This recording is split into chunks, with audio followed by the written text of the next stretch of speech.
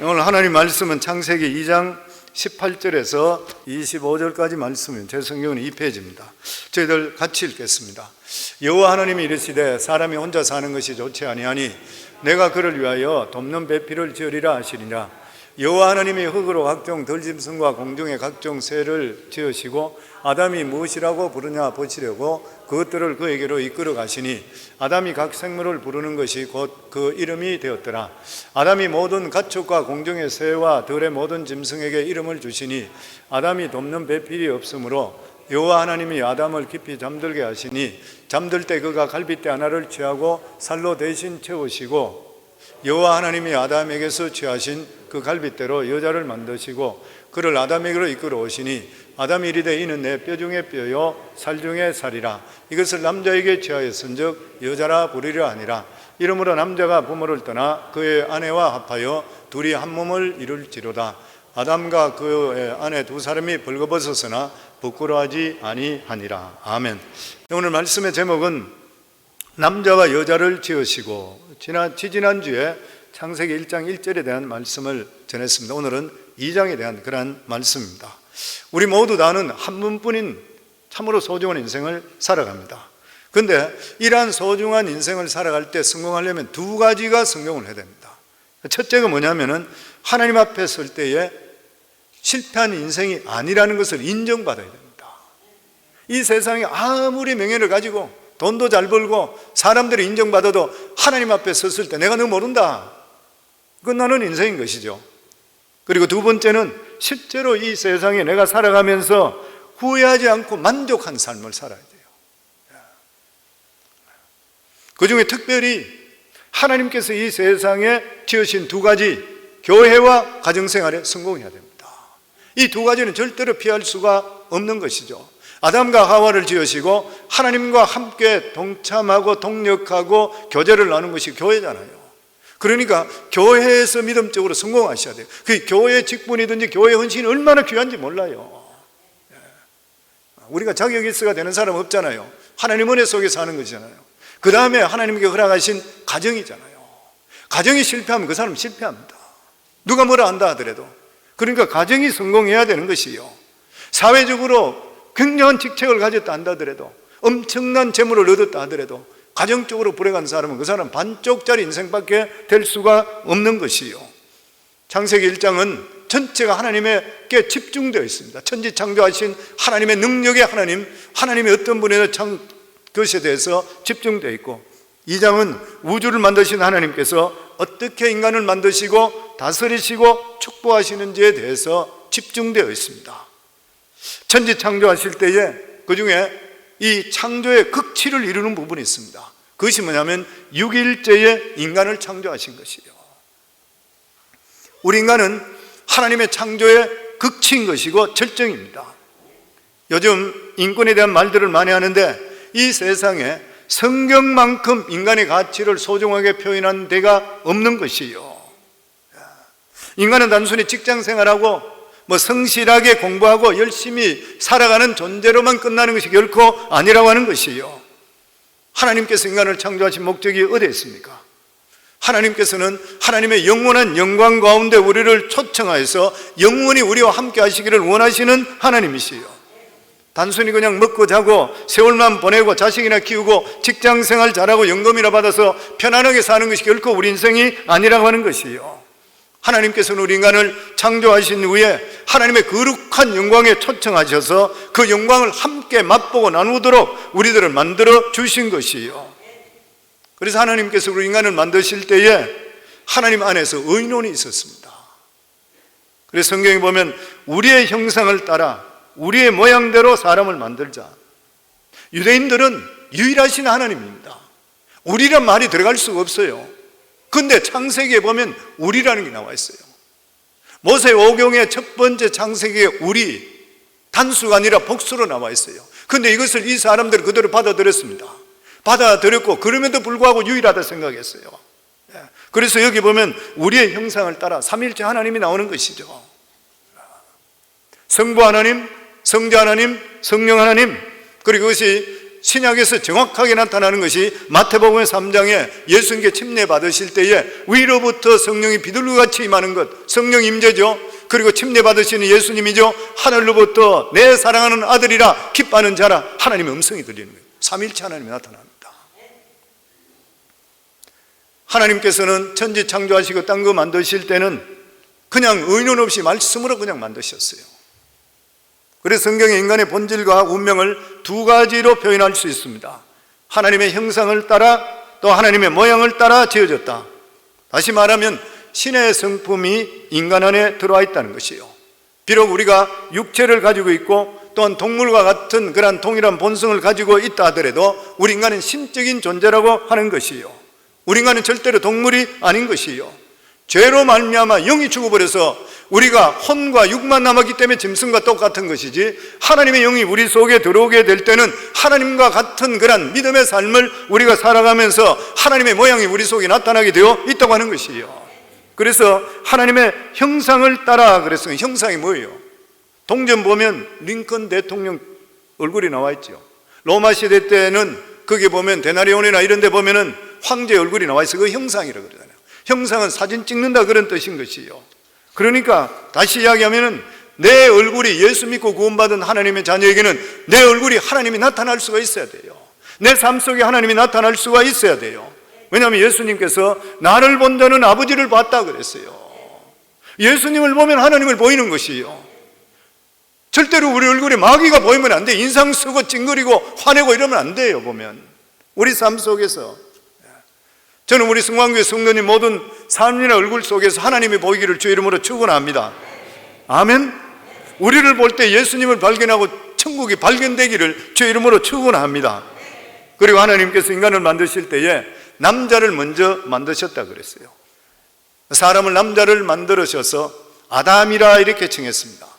히브리 말로 이 아담이라는 뜻이 뭐냐면 사람이란 말이에요.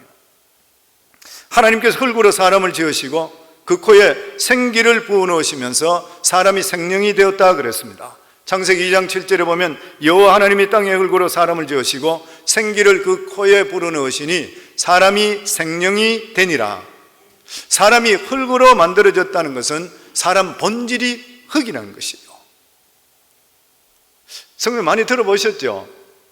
사람의 몸에 있는 원소와 흙에 있는 원소가 동질이라는 것. 3500년 전에 서였던 이 창세기가 오늘날 과학적으로 증명이 되는 것이요. 흙의 성분과 사람의 성분의 원소가 같다는 것. 놀라운 일인 것이죠. 다시 말하게 되면 사람은 하나님 앞에 보잘것없는 흙이라. 그래서 사람은 죽으면 흙으로 돌아가잖아요. 죽고 화장하면 먼지야. 그냥 물에다 뿌리든지 산에다 그냥 뿌려버려요. 없어지는 거예요. 그냥 흙으로 다시 돌아가는 것이에요. 보면 사람에게 하나님의 형상이 있고 하나님의 죄가 있다 하더라도 우리들은 흙인 것이에요. 티끌인 것입니다. 땅에 속한 자들인 것이에요. 우리는 죽으면 흙으로 돌아서 갈 수밖에 없는 것이에요. 그러니까 사람이 흙으로 만들어졌다는 이 사실은 우리의 생명을 하나님께 주셨기 때문에 하나님께 의존하며 살 수밖에 없는 그런 존재라는 것이에요. 우리 자신들을 항상 돌아볼 수 있어야 돼요. 우리가 살 수 있는 것은 하나님의 은혜와 사랑이 있기 때문에 살아가는 것이에요. 그것이 없어지면 우리는 한낱 흙으로 돌아갈 수밖에 없는 것이 바로 인간의 본질인 것이에요. 그래서 시편 기자는 이렇게 고백했습니다. 146편 1절로부터 보면 할렐루야 내 영혼아 여호와를 찬송하라. 나의 생전에 여호와를 찬양하며 나의 평생에 내 하나님을 찬송하리로다. 방백들을 의지하지 말며 떠올림이 없는 인생도 의지하지 말지니 그 호흡이 끊어지면 흙으로 돌아가서 당일에 그 도모가 소멸하리로다. 야곱의 하나님을 우리 자기의 도움으로 삼으며 여호와 자기 하나님에게 소망을 두는 자는 복이 있도다. 자기의 소망을 두는 자. 아멘. 인간을 의지하지 말라는 것이에요. 죽으면 한 줌의 흙으로 돌아가는 연약하고 험한 존재가 바로 우리 인간이라는 것이에요. 야곱의 하나님, 언약의 하나님께 소망을 두는 자는 복이 있도다. 하나님이 소망인 줄 믿습니다. 신앙이란 말이 다른 말로 무슨 말이냐? 맡기다 그런 말이에요. 맡긴다는 히브리 말로 꼴이라는 그런 것인데 이것은 굴려보낸다는 그런 뜻이에요. 영어로는 in trust, 은행에 돈을 맡기는 것, 믿기 때문에 맡기는 것이잖아요. 그때 쓰는 말이에요. 또 뿐만 아니라 cast upon, 던져버린다. 염려, 걱정, 내 마음의 모든 것을 주님께 맡기고 던져버리라는 거예요. 오늘 오신 우리 성도님들, 우리의 살아가는 모든 삶의 염려, 걱정 주님께 다 맡기기를 주 이름으로 축원합니다. 아예 던져버리기를 주 이름으로 축원합니다. 아멘. 그리고 여기 성경 말씀에 보면 생명이라는 말이 중요합니다. 생명이라는 것은 살아서 움직이는 사람을 말하고 있습니다. 하나님이 우리에게 생명을 주심을 통해 우리가 살아서 움직이는 것이요. 오늘 이렇게 숨쉬고 하나님께 나와 예배드린 것도 하나님의 은혜 속에 있기 때문에 나와 있는 것이요. 그렇기 때문에 육체를 자랑하지 않기를 주의 이름으로 축원합니다. 인물 자랑할 거 하나도 없어요. 직업 자랑할 것도 없고 돈 잘 번다고 자랑할 거 하나도 없어요. 우리는 하나님의 모두다가 티끌 같은 그런 존재인 것입니다. 우리를 살리는 것은 하나님의 은혜이고 사랑인 것이요. 내가 가지고 있는 돈이나 지식이나 뭐 이런 것들 자랑할 거 하나도 없는 것이요. 이런 것들이 우리를 생명을 연장시켜 줄 수가 없는 것이잖아요. 우리가 잘 알고 있듯이 영국의 최고 여왕이 있던 빅토리아 여왕은 죽기 전에 자기 생명을 6개월만 연장시켜주면 대영 제국의 반을 주겠다 그랬어요. 그런데 1시간도 연장하지 못했습니다. 이것이 바로 우리 인생인 것이요. 그러므로 우리가 하나님 앞에 티끌 같은 존재이고 하나님의 은혜 없이는 한순간도 살 수 없다는 것을 순간순간 인정해야 되는 것이요. 아멘.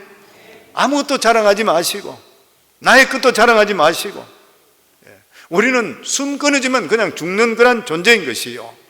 영원한 생명을 주시는 예수님을 자랑하시고 기뻐하기를 주 이름으로 축원합니다.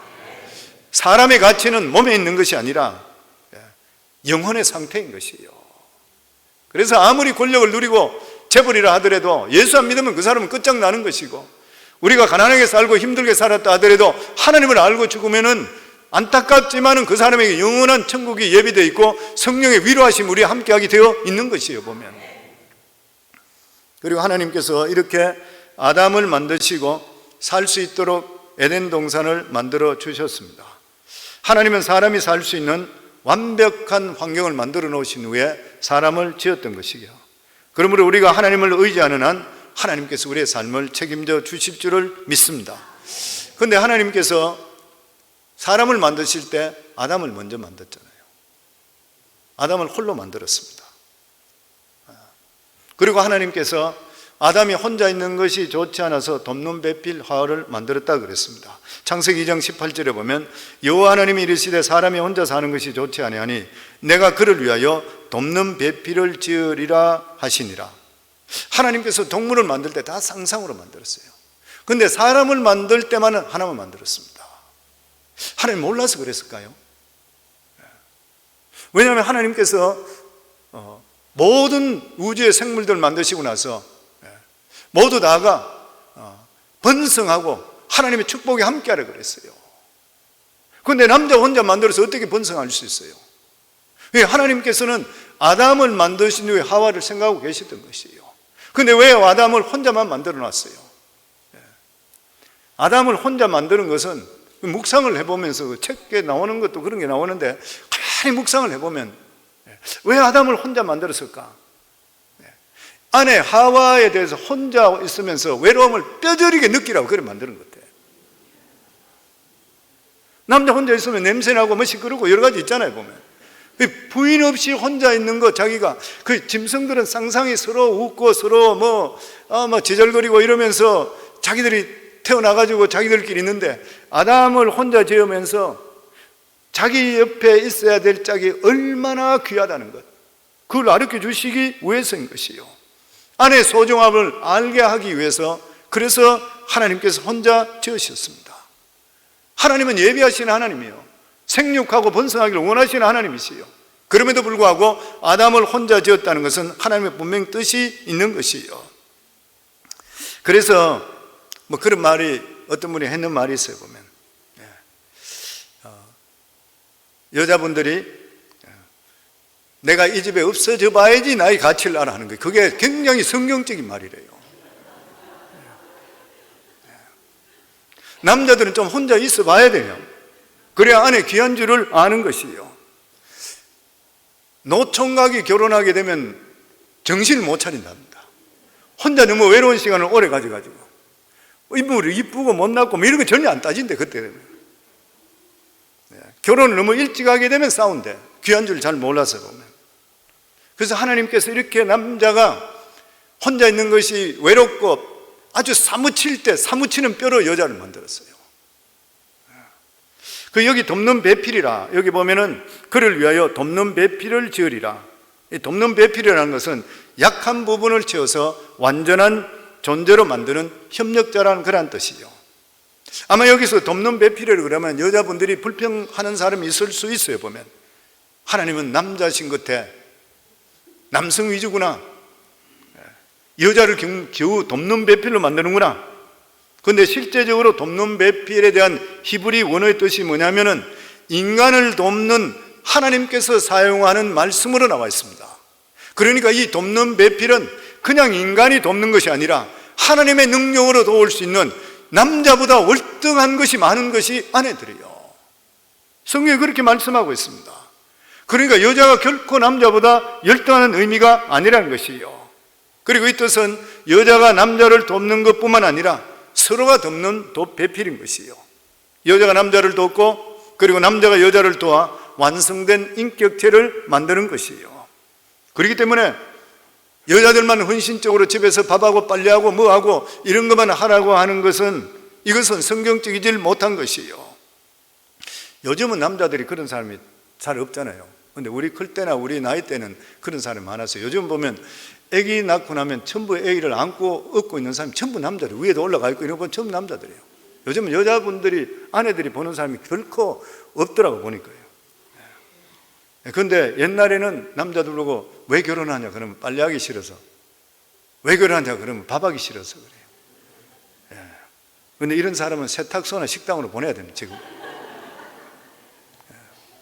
어디서 그런 소리가 나올 수 있어요. 그런 남자와 결혼한 여자는 불행한 것이에요. 남자의 가장 큰 사명이 무엇입니까? 에베소서 5장 28절에 29절에 우리 같이 읽겠습니다. 남자들만 읽겠습니다. 이와 같이 남편들도 자기 아내 사랑하기를 제 몸같이 할지니 자기 아내를 사랑하는 자는 자기를 사랑하는 것이라. 누구든지 언제든지 제 육체를 미워하고 오직 양육하여 보호하기를 그리스도께서 교회를 보양함과 같이 하니라. 남편의 가장 큰 사명이 뭐예요? 사업 잘하는 것도 아니고 자기 아내 잘 양육하고 보호하고 사랑하는 것이라고 그랬어요. 아내를 사랑하고 양육하고 보호해서 참으로 행복하고 풍성한 가정을 이루는 것이 사업에서 회장 되는 것이나 사장 되는 것이나 대통령 되는 것보다도 하나님 앞에 더 큰 상급 받는데요. 남자들 아멘이 적어요. 성경에는 그런 사람이 남자가 위대한 남자래. 그 여기 보완한다는 말을 우리가 몇 가지 생각해 보면은 성격을 보완해야 돼. 완전한 성격을 가진 사람 하나도 없어요. 꼼꼼한 사람, 또 대충 넘어가는 사람, 뭐 여러 가지 사람들이 다 있어요. 근데 서로 간에 똑같은 사람은 잘 없어. 똑같은 사람끼리 내 성격 같은 사람 만나면 좋다 그러죠. 당분간은 좋아요. 좀 지나가 문제가 생기면 절대로 양보 안 합니다. 머리 터져라고 터져요. 헤어지는 경우가 태반인 것이에요. 서로 다른 것을 감사하기를 주의 이름으로 축원합니다. 아멘? 저희 아내가 더 아멘 해야 되는데 그래요. 남편의 훈련은 아내가 시킨다 그래요. 어머니가 못 바꾼 것을 아내가 매일 잔소리하면서 바꾼다 그래요. 얼마나 귀해요. 남편은 결혼할 때 아예 잔소리를 듣는 것을 예전에 환갑때라 그러는데 지금은 팔순때까지 들어야 됩니다. 그리고 두 번째가 보완한다는 것은 자기 몸이 아니라고 하는 것이에요. 결혼함과 동시에 자기 몸이 자기 것이 아니라. 남편이 병들면 누가 책임집니까? 자식이 책임져요? 부모가 질 수 있어요? 친척이 질 수 있어요? 아내가 책임지는 거예요. 아내가 병들면 누가 책임져요? 책임지는 남편은 적다 그래요. 아내는 자기 몸 자기가 책임져야 되는 경우가 많다 그래요.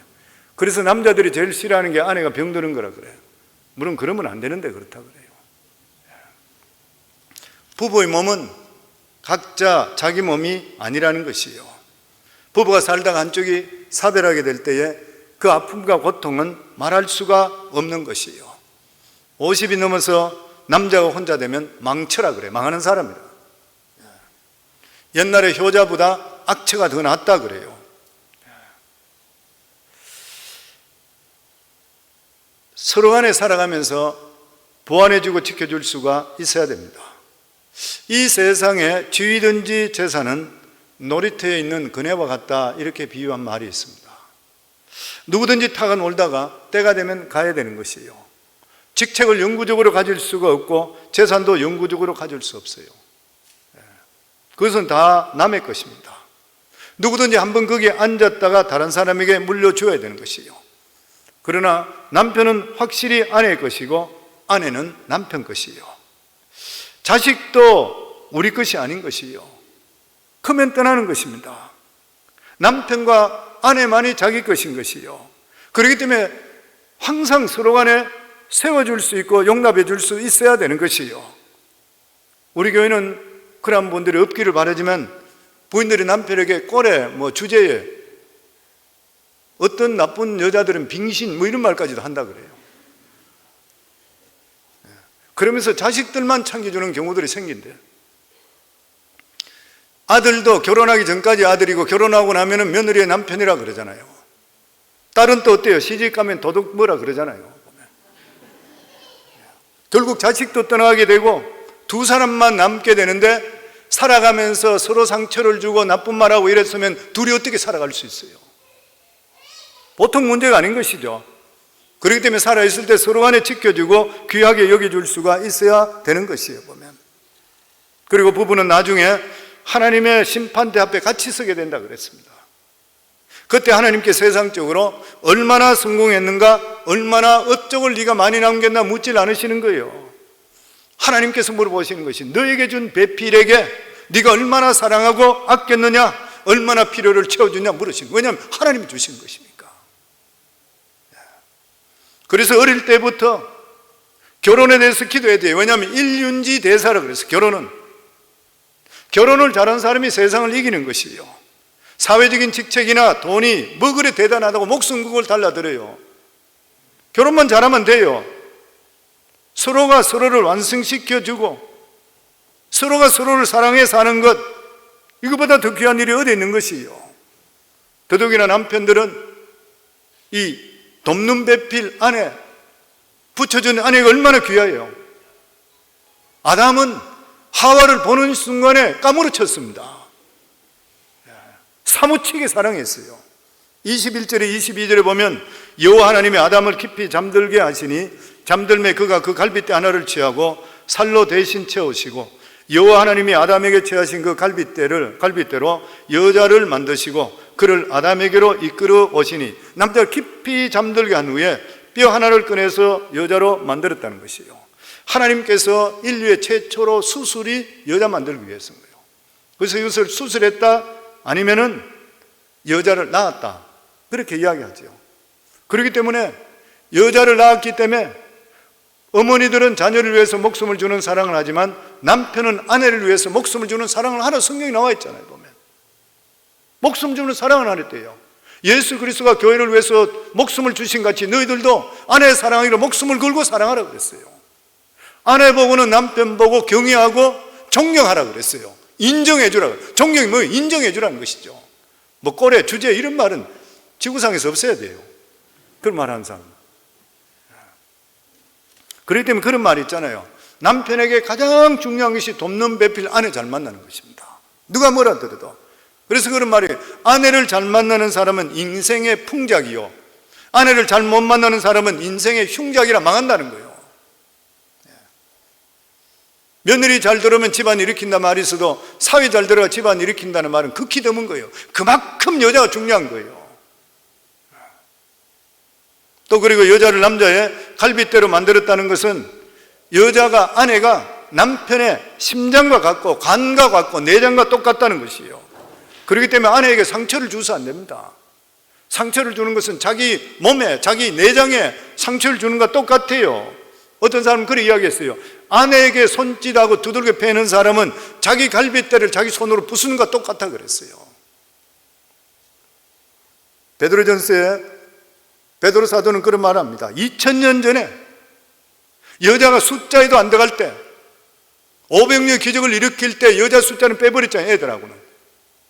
근데 그때에 성경 말씀 보면 남편들아 이와 같이 지식을 따라 너희 아내와 동거하고, 남편들은 아내와 살 때에 지식을 가져야 된대요. 그냥 결혼했으니까 무지막지하게 나는 살고 돈만 벌어 갖다 주고 이게 아니래. 아내에 대해서 알아야 된대. 이분 목장 이 질문에 그랬어요. 남편은 아내에 대해서 몇 가지를 알고 있습니까? 좋아하는 건 나쁜 건 쭉 적어놨어요. 지식을 가지고 있어야 된대. 지식을 가지고 같이 살아래. 아내와 동거하라 그랬어요. 그리고 그는 더 연약한 그릇이라. 아내는 연약하대요. 연약한 그릇이라 깨어지기 쉽다고 하는 것이에요. 비싼 그릇으로 대하면 대할수록 비쌀수록 그 안에 가치 있게 됩니다. 아내를 귀하게 여기면 여길수록 아내는 자존심이 생기고 자존감이 생기게 돼 있어요. 그리고 어디든지 담대하게 돼 있어요. 근데 남편에게 비싸게 가치 느끼지 못하고 남편에게 자꾸 잔소리만 듣고 올바르게 아내가 취급당하지 못하는 그러한 아내는 어디 가더라도 길을 못 펴요. 내가 같이 평생 살아야 되는 아내가 기도 못 피고 살아가는 거, 이거 얼마나 부끄럽고 창피한 일이에요. 성경이 그렇게 말씀하고 있어요. 더더욱이나 생명의 은혜를 함께 상속자래요. 무슨 말이에요? 하나님 앞에 서게 될 때 부부는 함께 상을 받든지 벌을 같이 받는다는 것이에요. 왜냐하면 하나님께서 부부에게 모든 것을 함께 하라고 말씀하셨기 때문인 것이에요. 그리고 진짜 결혼은 하나님께서 중매에서 만나는 가정을 이루어야 됩니다.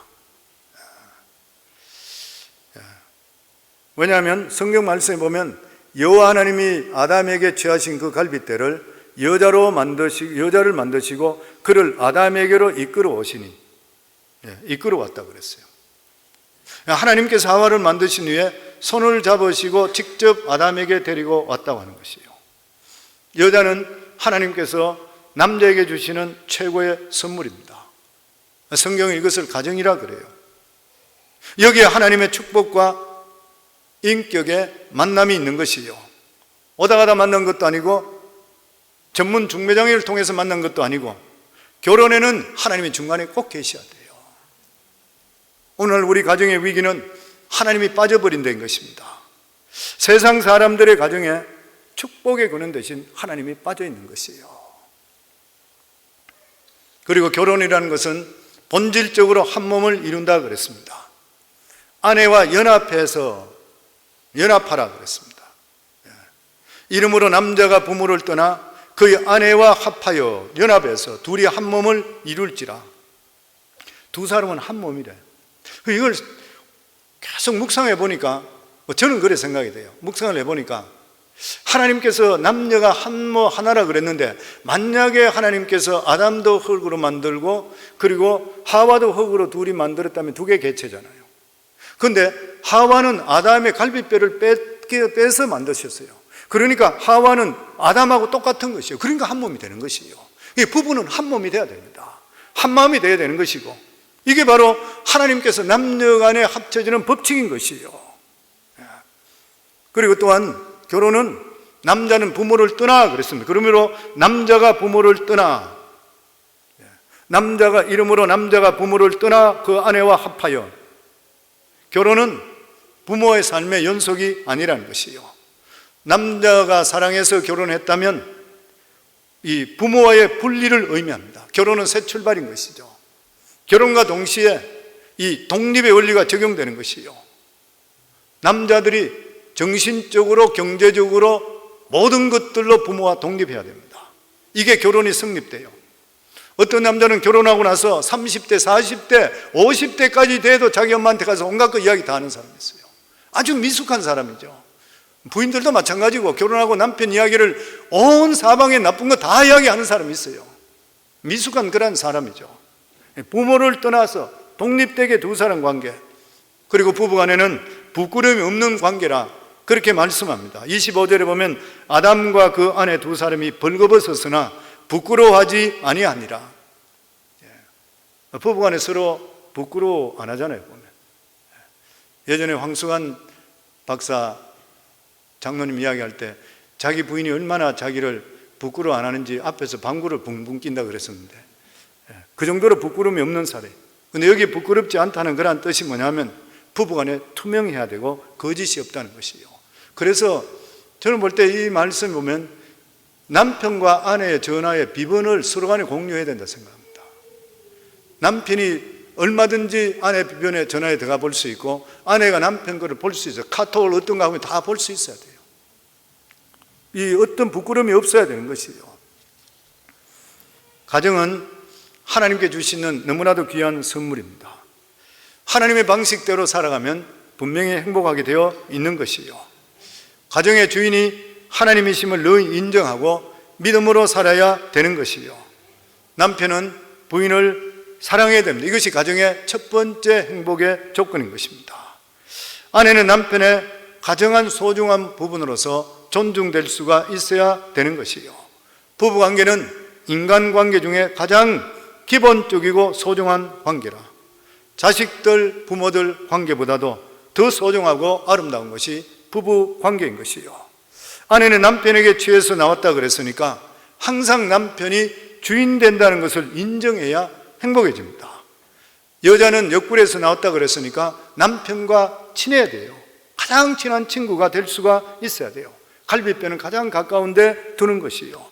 그렇기 때문에 부부간에는 끊임없이 대화해야 되고 그리고 칭찬해야 되고 용납하고 용서할 수가 있어야 되는 것이요.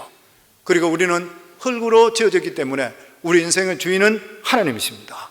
결혼도 하나님 중심이 돼야 되고 내 살아가는 삶도 하나님 중심으로 살아갈 때에 우리 인생이 복 있는 삶이 될 줄을 믿습니다. 특별히 우리 성광교회는 저희가 처음부터 지금까지 20여 년 동안 강조하고 있는 것이 가정에 대해서 강조합니다. 우리 교회 새로 오시는 많은 분들이 가정적으로 힘들어서 오신 분도 많습니다. 또한 잘못된 가르침을 받아서 그냥 전도 위주로 그냥 신앙 위주만 살고 가정이 파괴되는 그런 가정들 우리 교회에 와서 다시 합치는 경우들이 너무나 많이 있습니다. 성령의 가정을 깨트리는 것은 사탄이 하는 것이에요. 가정이 건강해야지 교회도 건강하게 되어 있는 것이에요. 그렇기 때문에 우리 성도님들 오늘 창세기 2장에 나오는 이 말씀대로 우리의 살아가는 삶이 항상 하나님 중심, 그리고 두 번째는 우리 가정이 부부간 중심적으로 되어서 아름다운 가정이 이루어서 하나님께 칭찬받을 수 있기를 주의 이름으로 축원합니다.